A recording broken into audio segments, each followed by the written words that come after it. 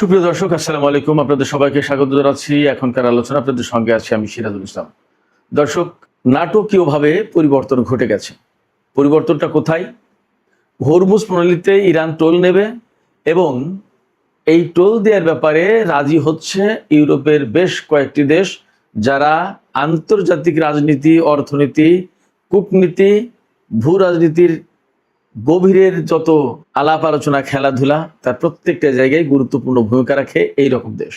এই খবর এসেছে আমেরিকার অত্যন্ত প্রভাবশালী পত্রিকা, বিশেষ করে অর্থনীতির ক্ষেত্রে ব্লুমবার্গের এক রিপোর্টে। এই রিপোর্টের পর এখন মাথায় হাত পড়েছে আমেরিকার। ইসরায়েল কি করবে? তার মানে হরমুজ প্রণালীতে টোল দিয়ে তেল পরিবহন করতে প্রস্তুত ইউরোপের বেশ কিছু দেশ। পারস্য উপসাগরীয় বেশ কিছু দেশও একই চিন্তা করছে। অবশ্যই এর বিরোধিতাও করছে কেউ কেউ। কিন্তু যত যাই বলি, আমেরিকার মাথায় হাত। অবশেষে হরমুজে জয় হচ্ছে ইরানের। তাহলে আবারও ঘুরে ফিরে প্রশ্ন আসছে, আমেরিকা এবং ইসরায়েল কি করবে? এই হরমুজ প্রণালী কন্ট্রোল যদি ইরান করেই, টোল দিয়ে যদি জাহাজকে যেতে হয়, তার মানে সুনির্দিষ্ট নিয়মের ভেতর দিয়ে যেতে হবে। তখন আমেরিকা এবং ইসরায়েলের কোনো যুদ্ধ জাহাজ কি হরমুজ প্রণালীর ধারে কাছে যেতে পারবে? এই প্রশ্ন রেখেই সুপ্রিয় দর্শক, আজকের মূল আলোচনায় চলে যাব। আশা করছি আপনারা সবাই শেষ পর্যন্ত সঙ্গে থাকবেন। আর যদি ভিডিও ভালো লাগে তাহলে বিশেষ করে বলবো লাইক, কমেন্ট, শেয়ার করবেন এবং চ্যানেলটি সাবস্ক্রাইব করে সাথেই থাকবেন। দর্শক, চলুন বিস্তারিত আলোচনা করি। আলোচনায় যাওয়ার আগে কয়েকটা খবর আমি আপনাদেরকে একটু দিই। পাকিস্তানের প্রধানমন্ত্রী শেহবাজ শরীফ 3 তারিখ থেকে 5 তারিখ পর্যন্ত, জুলাই মাসের, তার মানে আগামীকাল থেকে 5 তারিখ পর্যন্ত ইরান এবং তুরস্ক সফর করবেন। মনে হচ্ছে আগামীকাল হয়তো তিনি তুরস্ক যাবেন, পরে ইরানের সর্বোচ্চ নেতার শেষ বিদায় অনুষ্ঠানে হয়তো অংশ নেবেন। এরপরে তেলের বাজার অনেকটা স্থিতিশীল। তেলের বাজারে বেশ দাম কমেছে। তেলের দাম কমেছে দারুণভাবে। কত করে দাম এসেছে ব্যারেল প্রতি, সেই গল্প শোনাবো আজকের এই আলোচনাতে। এর পাশাপাশি ইরানের সর্বোচ্চ নেতার যে জানাজা অনুষ্ঠান হবে, সেই অনুষ্ঠানে হামলা চালানোর ব্যাপারে ইসরায়েলের পক্ষ থেকে হুমকি দেওয়া হয়েছে। এর প্রতিক্রিয়ায় ইরানের খাতামুল আম্বিয়া সেন্ট্রাল হেডকোয়ার্টার্স, যেটা, তার প্রধান commander major general Ali Abdullahi, তিনি কড়া হুঁশিয়ারি উচ্চারণ করেছেন। তিনি বলেছেন, শত্রুরা যদি কোনো রকমের ভুল হিসাব নিকাশ করে তাহলে তার পরিণতি ভয়াবহ রকমের খারাপ হবে এবং তার পরিণতি তাদেরকেই ভোগ করতে হবে। আমি সর্বপ্রথমে হরমুজের আলোচনাটা করি, তারপরে বাদ বাকি কথা বলি।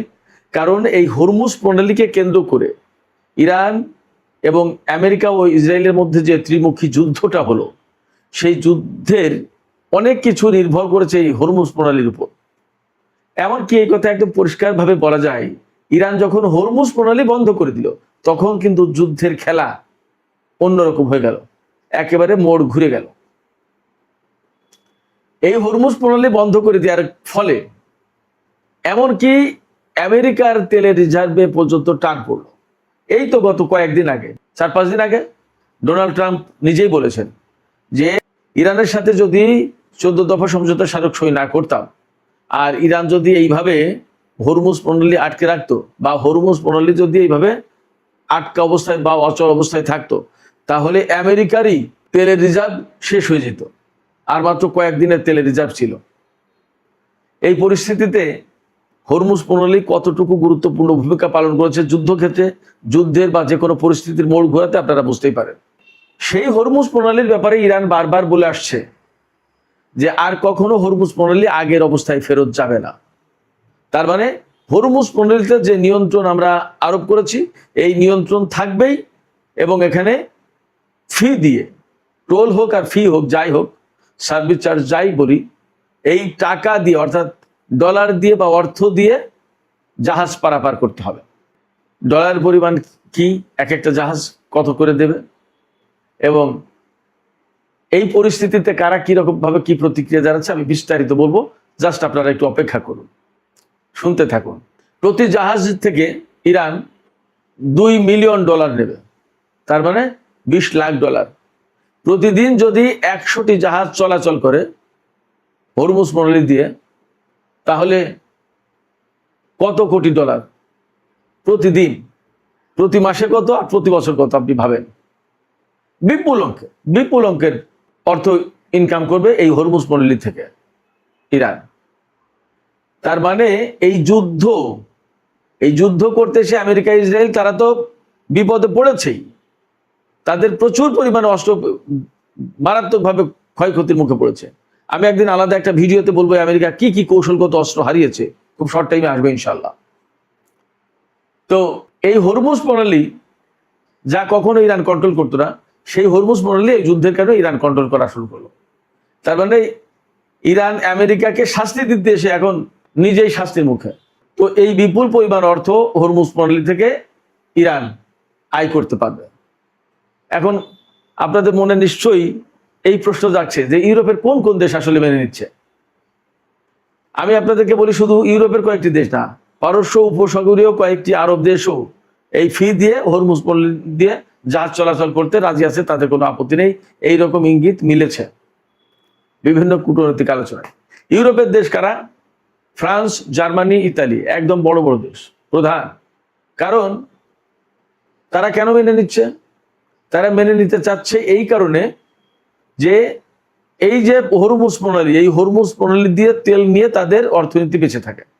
তাদের কলকারখানা, গাড়ি ঘোড়া, মেশিনের, প্লেনের চাকা ঘোরে গুরুত্বপূর্ণ জায়গায়।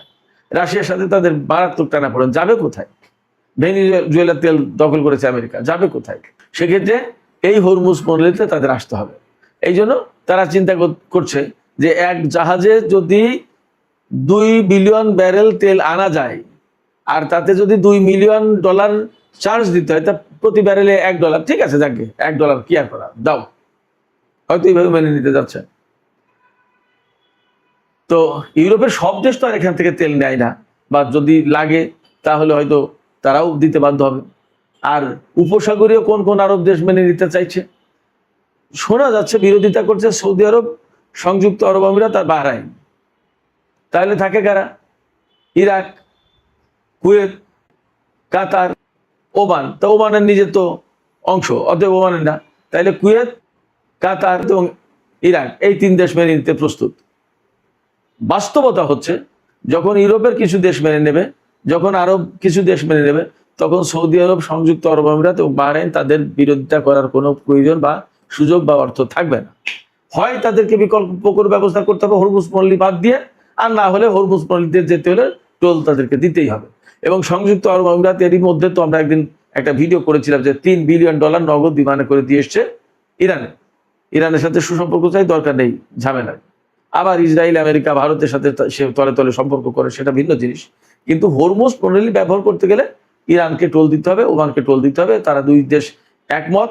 এ ব্যাপারে কমিটি গঠন হয়েছে এবং ইরান গতকালকে একদম পরিষ্কার করে ঘোষণা করেছে, সে তো আপনারা জানেন, যে এই হরমুজ প্রণালী ব্যবহার করতে হলে টোল দিতে হবে এবং টোল ইরান দেবে, তা জোর করে হলেও। হয় এটা আমেরিকাকে মেনে নিতে হবে, না হয় ইরানের সাথে যুদ্ধ করতে হবে। এই পরিস্থিতিতে আসলে আমেরিকার সামনে কিছু করার নেই, তাদেরকেও মেনে নিতে হবে। তবে ইউরোপের দেশগুলো বা কিছু কিছু আরব দেশ যে মেনে নিতে চাইছে, এতে কিন্তু আমেরিকা খুব খুশি না, ক্ষুব্ধ, রাগ হয়েছে। রাগ হয়েছে কেন? রাগ হয়েছে এই কারণে যে এই হরমুজ প্রণালী নিয়েই তো এত কিছু। সবচেয়ে বড় টানাপোড়েন, দেন দরবার তো এখন হরমুজ প্রণালী নিয়েই চলছে ইরানের সাথে আমেরিকার। আমেরিকা বলছে যে টোল ছাড়া উন্মুক্ত থাকবে, ফ্রি। আর ইরান বলছে যে না, টোল তো দিতে হবে, যদি প্রয়োজনে জোর করে দিতে হয় তাও নেব। এই জায়গায় যখন ইউরোপের গুরুত্বপূর্ণ দেশ ফ্রান্স, জার্মানি, ইতালি তারা মেনে নেবে, আরব দেশ কুয়েত, ইরাক, কাতার তারা মেনে নেবে, তখন আমেরিকার আসলে খুব বেশি কিছু করা থাকবে না, বাকিদেরও মেনে নিতে হবে। এই জায়গায় আর একটা বিপদে পড়বে ইসরায়েল। যখনই টোল সিস্টেম হবে তখনই তো সেখানে একটা গেট কিপিং হবে, যে এই রুটে যাও, এই রুটে আসো, এবং কোন জাহাজ যাচ্ছে, কোন জাহাজ যাবে, কোন জাহাজ যাবে না, কোন জাহাজ কোন কারণে যাচ্ছে, অনেক কিছু মনিটর করবে ইরান একদম সোজা। তখন ইসরায়েলের কোনো জাহাজ এই হরমুজ প্রণালীতে ঢুকতে পারবে না। এটা ইসরায়েলের জন্য অনেক বড় ঝামেলার কারণ হয়ে যাবে। সেক্ষেত্রে ইসরায়েল আপাতত হরমুজ প্রণালী বঞ্চিত হয়ে গেল, এতে কোনো সন্দেহ নেই। নাম্বার 1। নাম্বার 2, আমেরিকার কোনো যুদ্ধ জাহাজ সম্ভবত এই হরমুজ প্রণালীতে যেতে পারবে না। কারণ আমেরিকা অস্ত্র আনবে কার বিরুদ্ধে? সেই অস্ত্র ব্যবহার করবে সৌদি আরবের বিরুদ্ধে, কাতারের বিরুদ্ধে, কুয়েত, ইরাক, কারোর বিরুদ্ধে না। সেই অস্ত্র যে এত যুগ যুগ ধরে জমিয়েছে, ঘাঁটি করেছে, সেটা যে ইরানের বিরুদ্ধে তা তো পরিষ্কার। এখন ইরান কি কোনো মতে হরমুজ প্রণালী খুলে দিয়ে আমেরিকাকে বলবে যে তোমার অস্ত্রবাহী জাহাজ দিয়ে এই হরমুজ প্রণালীতে আসো, আমার কোনো আপত্তি নেই? এই সুযোগটা ইরান দেবে না। তাহলে আমেরিকা এবং ইসরায়েলের জন্য এই হরমুজ প্রণালীতে টোল সিস্টেম বসানো অনেক বড় সমস্যার কারণ। কিন্তু সম্ভবত তাদের কিছু করার নেই, কারণ যুদ্ধে যেহেতু তারা জিততে পারেনি, অতএব তাদেরকে ইরানের কথা শুনতে হবে, কারণ ইরান বিজয়ী শক্তি এখানে, এটা বাস্তবতা। এখানে ইরান বলছে যে আমরা যে টোল নেব সেই টোল মূলত 3টা খাতে ব্যয় করতে চাই, বা 3টা খাতের কারণে 3টা খাত দেখিয়ে আমরা টোলটা নেব। একটা হচ্ছে হরমুজ প্রণালীর দূষণ নিয়ন্ত্রণ করা, আর একটা হচ্ছে নৌপথ রক্ষণাবেক্ষণ, এগুলো ঠিকঠাক রাখা, নিরাপদ নৌ চলাচলের জন্য একটা সেবা সার্ভিস চার্জ, এই হিসেবে এই 3টা খাতে টাকাটা নেওয়া হবে। এদিকে হরমুজ প্রণালী নিয়ে তো আমরা বেশ লম্বা একটা আলোচনা করলাম। আরেকটা ভালো খবর আছে যে আন্তর্জাতিক বাজারে তেলের দাম দারুণভাবে কমেছে, একেবারে যুদ্ধপূর্ব অবস্থায় চলে এসেছে। আজকে অর্থাৎ 2 জুলাই 2026 সাল, এই দিনে আন্তর্জাতিক বাজারে ব্রেন্ট ক্রুডের দাম $70.84, অর্থাৎ $70.84 এক ব্যারেল তেলের দাম, ব্রেন্ট ক্রুড, অপরিশোধিত তেল। আর ওয়েস্ট টেক্সাস ইন্টারমিডিয়েট যেটা আমেরিকান তেল, সেটার দাম হচ্ছে $67.75, অর্থাৎ $67.75। একদম তেলের বাজার এখন স্বাভাবিক। এই স্বাভাবিক হওয়ার মূল কারণ হলো গতকাল অর্থাৎ 1 জুলাই কাতারের রাজধানী দোহায় ইরান এবং আমেরিকার মধ্যে পরোক্ষ আলোচনা হয়েছে। এই আলোচনায় মধ্যস্থতা করেছে কাতার। তো সেই আলোচনায় ইতিবাচক অগ্রগতি হয়েছে বলে কাতার জানিয়েছে। তো ইতিবাচক অগ্রগতি হওয়ার ব্যাপারে কি কি তথ্য পাওয়া যাচ্ছে? আমরা যতদূর জানতে পারছি, ওই যে ইরানের আটকে থাকা অর্থ ছাড় করা, সেই অর্থ ছাড় করার ব্যাপারে আলোচনায় অগ্রগতি হয়েছে। আরো কিছু কিছু ব্যাপারে অগ্রগতি হয়েছে, কিন্তু আপনারা এটা নিশ্চিত থাকুন, গতকাল দোহায় কিন্তু কোনো মতেই পরমাণু ইস্যুতে আলোচনা হয়নি। যাই হোক সুপ্রিয় দর্শক, আমি শুরুতেই আরো কিছু খবরের কথা বলেছিলাম, যেমন সর্বোচ্চ নেতার জানাজা অনুষ্ঠানে ইসরায়েল হামলা চালাতে পারে এমন হুমকি দিয়েছে বা আশঙ্কা করা হচ্ছে। সেই জায়গায় খাতামুল আম্বিয়া সেন্ট্রাল হেডকোয়ার্টার্সের যে commander major general Ali Abdullahi, তিনি বলেছেন শত্রুরা যদি কোনো রকমের ভুল হিসাব নিকাশ করে তাহলে তার কঠোর জবাব দেওয়া হবে এবং তারা পরিণতি ভোগ করবে। এখানে একটা বিষয় আমি শুধু আপনাদের কাছে বলি, যে জানাজার অনুষ্ঠানে কেউ হামলা করার কল্পনা বা পরিকল্পনা বা হুমকি করতে পারে বা দিতে পারে, এটা আসলে ভাবাটা খুব একটা কঠিন ব্যাপার। তবে এটা ঠিক যে সেখানে অর্থাৎ জানাজার অনুষ্ঠানে বিশ্বের বহু সাংবাদিক, কূটনীতিবিদ, রাজনীতিবিদ, বহু সমাজকর্মী, মানবাধিকার কর্মী আসবে, পাশাপাশি ইরানের সাধারণ জনগণ থাকবে। বিরাট বিশাল সমাবেশ হবে, তাতে কোনো সন্দেহ নেই। লাখ লাখ কোটি কোটি মানুষের সমাবেশ হওয়ার কথা। এরপরেও যদি ইসরায়েল বা আমেরিকা কোনো রকমের ভুল করে, তাহলে তারা বিশ্বে ভয়ঙ্করভাবে নিন্দিত, ধিকৃত হবে এবং ইরান অবশ্যই মারাত্মক রকমের একটা প্রতিশোধ দেবে, তাতে কোনো সন্দেহ নেই। ইরান কিন্তু গতকাল বলেছে যে তারা সর্বোচ্চ নেতার প্রাণহানি বা শাহাদাতের তারা কিন্তু প্রতিশোধ নেবে, বদলা নেবে। তো সেক্ষেত্রে ইরান একেবারে সহজে ছেড়ে দেবে এটা ভাবার কোনো কারণ নেই। এদিকে আরেকটি খবর বলেছিলাম যে পাকিস্তানের প্রধানমন্ত্রী শাহবাজ শরীফ তিনি ইরান এবং তুরস্ক সফরে যাচ্ছেন। ইরান সফরে প্রধানত যাচ্ছেন ইরানের সর্বোচ্চ নেতার জানাজা অনুষ্ঠানে যোগ দিতে, পাশাপাশি তুরস্ক যাচ্ছেন। সম্ভবত ইরান, তুরস্ক, পাকিস্তান, সৌদি আরবে যে আঞ্চলিক একটা সহযোগিতামূলক বলয় গড়ে ওঠার সুযোগ বা সম্ভাবনা তৈরি হয়েছে, এই বিষয় নিয়ে হয়তো তিনি নিজেই মাঠে নামছেন। আরো কাজ এগিয়ে নেওয়ার প্রশ্ন আছে সম্ভবত। এছাড়া ইরানের সাথে আমেরিকার যে কূটনৈতিক প্রক্রিয়া চলছে, সংলাপ চলছে, সে সমস্ত ব্যাপারেও হয়তো আলোচনা থাকবে। তো দেখা যাক আগামী দিনগুলো কিভাবে কতটা সফলতা আসে শান্তির পথে। তবে আমি সবসময় বলি যে আমেরিকা, ইসরায়েল যেহেতু তারা এখনো পর্যন্ত ইরানের বিরুদ্ধে হুমকি দিচ্ছে মাঝে মাঝেই, সেক্ষেত্রে আসলে শান্তির পথটা যে খুব সহজ হবে এটা ভাবার সুযোগ নেই।